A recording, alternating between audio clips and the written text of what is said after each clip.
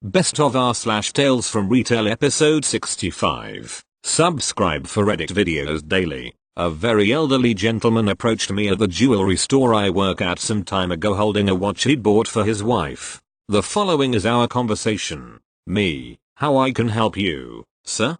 Customer: I need a new watch. I just bought my wife this watch and she says it doesn't work. She can't even set the time. It must be broken, but she hasn't even worn it yet. Me: oh, alright. Mind if I take a look at that watch? I take it from him and, sure enough, the watch isn't ticking. I look over it and almost burst out laughing. The watch wasn't ticking because a little plastic tab that prevents you from pushing in the knob to activate the watch was still there. All of our watches come with batteries in them already. A customer needs simply pull the little tab and set the time. I thought this was pretty basic information, as most watches are sold that way even outside the jewelry store I work at. Evidently, it was not. Me: oh, the little plastic tab is still in. Customer: the what? Me: showing him the tab, this little bit of plastic that prevents it from wasting the battery inside before it's bought by someone. At this point I pull the tab and push in the knob,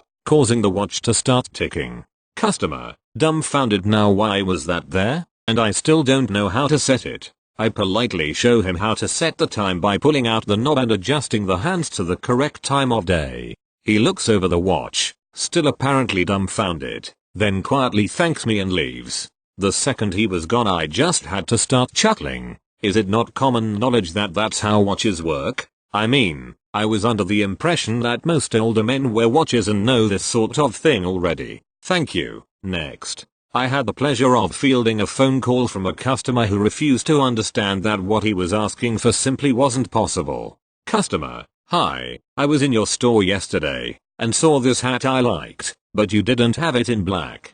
I was wondering if you could order it into the store so I could buy it. Me: let me check our inventory system right now. If we have it in one of our distribution centers or another store, we could absolutely place an order for you and have you pick it up at our store. I checked and we didn't carry the hat in black at all. To be clear, it wasn't that it was sold out, or currently unavailable, or anything like that. We just didn't carry that product in black, never had, and had no plans to do so. Me: hi there, I just checked, and it looks like we don't carry that style in black, so unfortunately I can't order it into the store for you. Him: really? But black is such a popular color, why don't you have it in black? Me: I agree, it is a very popular color, but we just don't sell that style in black at all. Very sorry about that. Him: but the company that makes the hat sells it in black on their website. Me: I understand, we don't sell that hat in black, but if you want to, you could buy it from that company directly. Him: your store had a better price for it. I'd really prefer to buy it from you if you could order it in.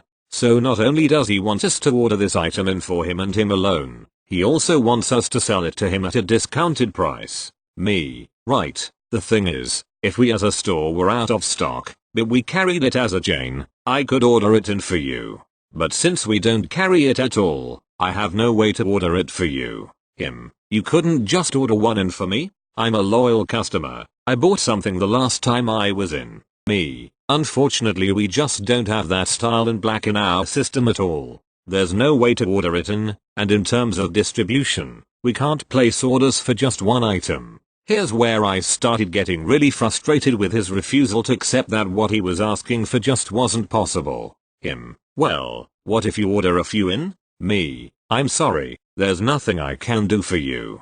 I don't control our distribution or what products we stock. Him: well, then can I speak to your manager? I'm sure he'd be happy to order in a product for a loyal customer. At this point I'm happy to have an out from this conversation, even if it means potentially annoying my manager with a frivolous phone call. Me: sure thing, I'll put your call through to him. It'll just be a moment. Him: actually, can you put me on hold, and lay some groundwork with your manager? Let him know I'm a loyal customer, I just bought something recently, I really want to buy this hat through you, and then when you have him on my side, then can you put the call through? Me: I'm going to connect you to my manager now. What didn't tell him was, I'm definitely going to lay some groundwork with my manager in terms of apologizing for sending him this call and letting him know how persistent and annoying you've been up until now. My manager took the call, came up a few minutes later and just said, "Don't worry about it. He understands he's not getting the hat through us." If I had it to do over,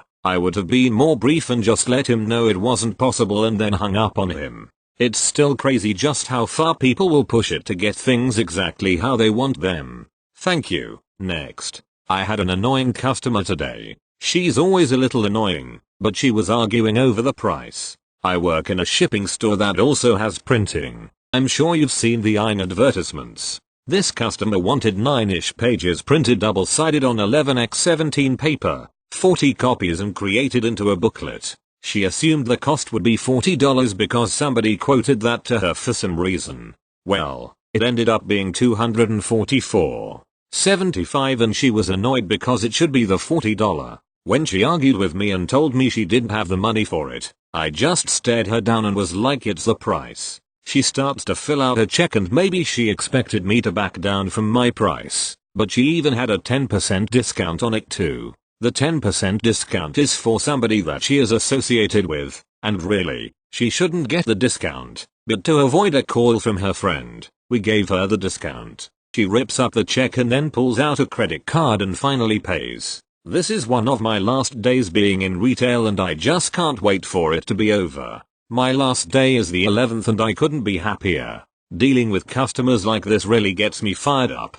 Thank you. Next. About a year and a half ago I worked at a popular retail chain that's embroidered in red and I worked in the dairy/frozen department. For some odd reason, we weren't stocking Yoplait yogurt and it had been about a week since it was discontinued. I never heard why. I just know we stopped receiving them and we couldn't stock them and we put something else in place of it. I knew we were getting it back eventually, I just didn't know when.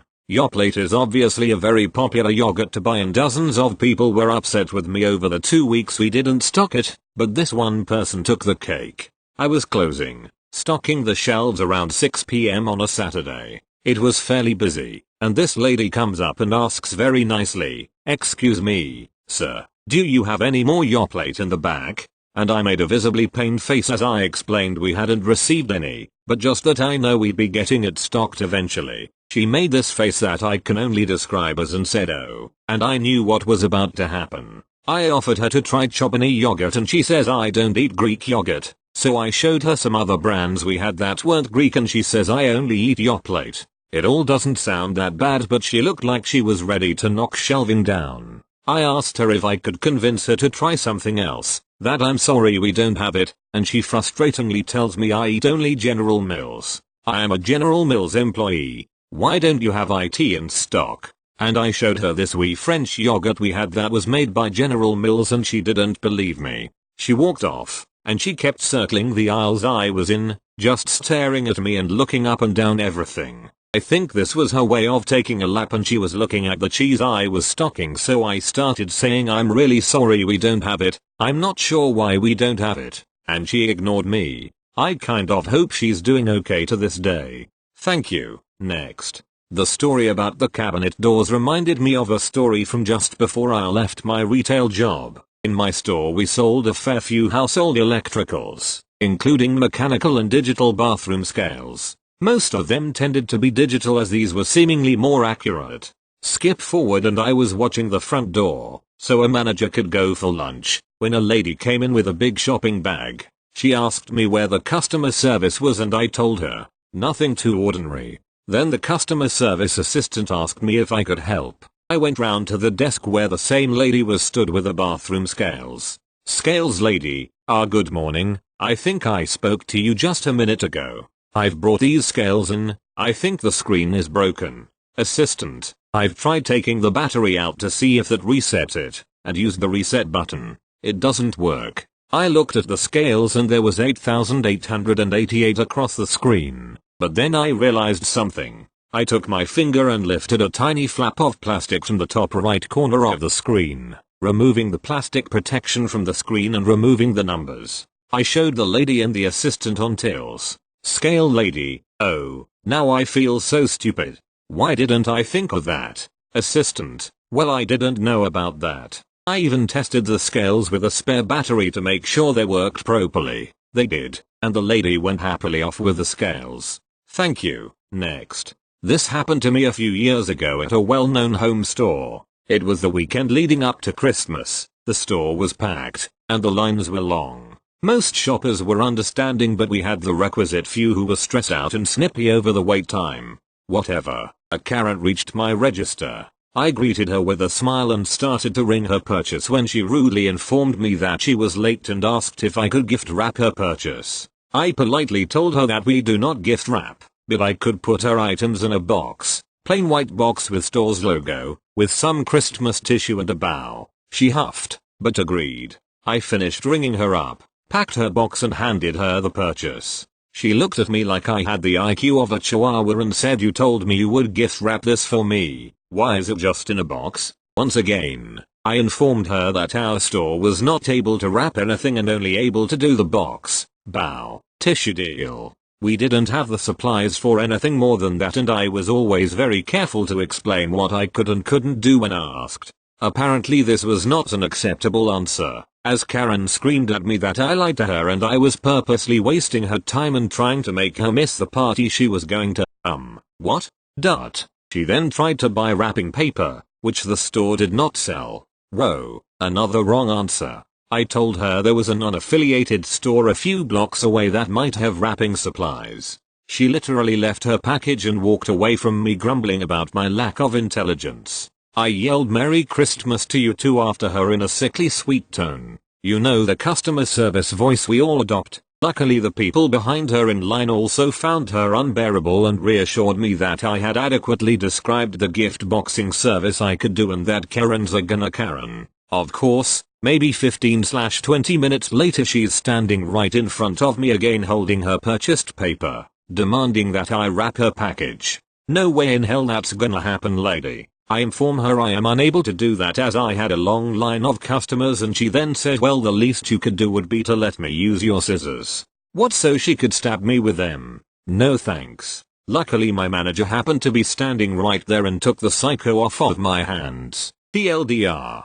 Lady accuses me of lying to her about being able to gift wrap her purchase, then demands I wrap the present with paper purchase from another store. Thank you. Next. I'm a janitor at a grocery store, so as I come into work I hear glass shatter, some bangs, and some yelling. I go clock eye and prepare for whatever sweet hell I have to deal with, and my god, 3 bottles of ginger ale thrown around the store, and one at freezer on the frozen aisle, some hot sauce strewn about the store, and, I didn't witness this one, my supervisor told me, a bottle of salsa punted on the floor. So I started cleaning. Ginger ale wasn't hard to clean, just did need to mop that up. We also have this cleaning powder we use to clean small spills, so I was to get the salsa with that. Last and worst, the hot sauce. Cleaning hot sauce sucks so much it stains bad. Our cleaning powder barely works on it. I had to get the hot sauce cleaned up and get the stains out, and hot sauce stains are stubborn, don't like to leave, so I had to get some bleach spray, get on my knees and scrub, ruining a nice pair of pants in the process.